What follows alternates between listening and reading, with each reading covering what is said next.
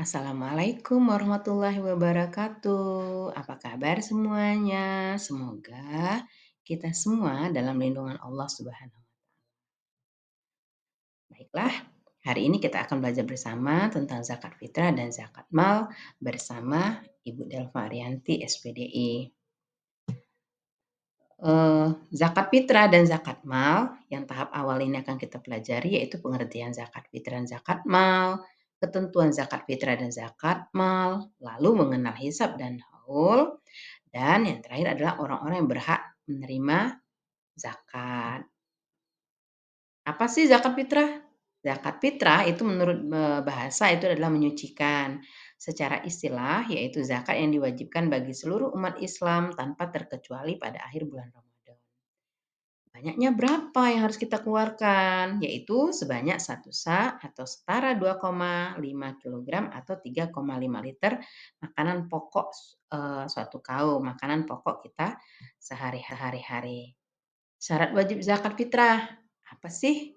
Yang pertama beragama Islam, yang kedua lahir sebelum waktu maghrib di akhir Ramadan, dan yang ketiga mempunyai kelebihan harta dari kebutuhan pokok. Nah, selanjutnya rukun-rukun zakat fitrah tersebut.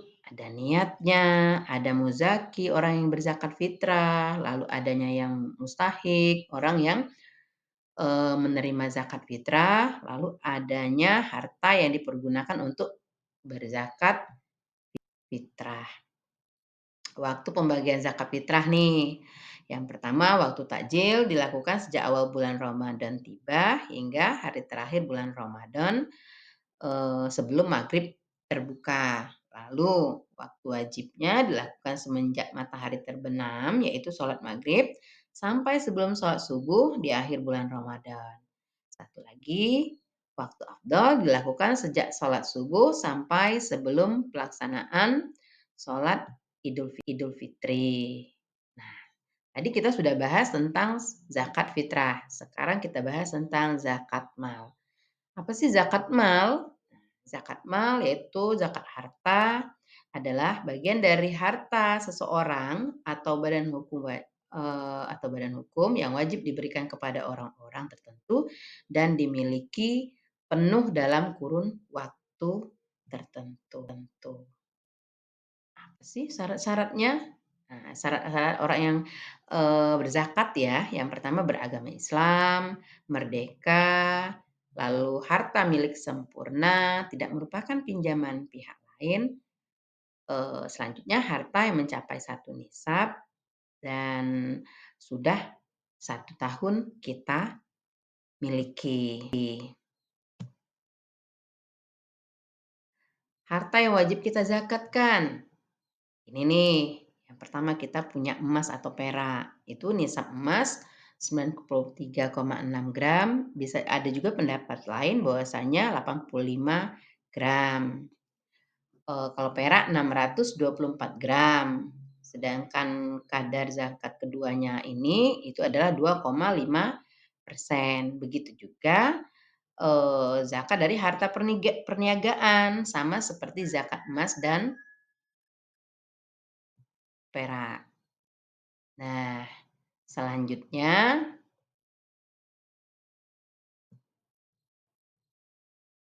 zakat peternakan. Nah, zakat peternakan ini nih, zakat peternakan kita bisa lihat kalau kita memiliki ternak kambing, domba, sapi, kerbau, dan unta, maka kita harus sesuai dengan ketentuan nisabnya berapa, lalu kadar zakatnya berapa. Itu harus sesuai dengan ketentuan-ketentuan yang telah ditentukan.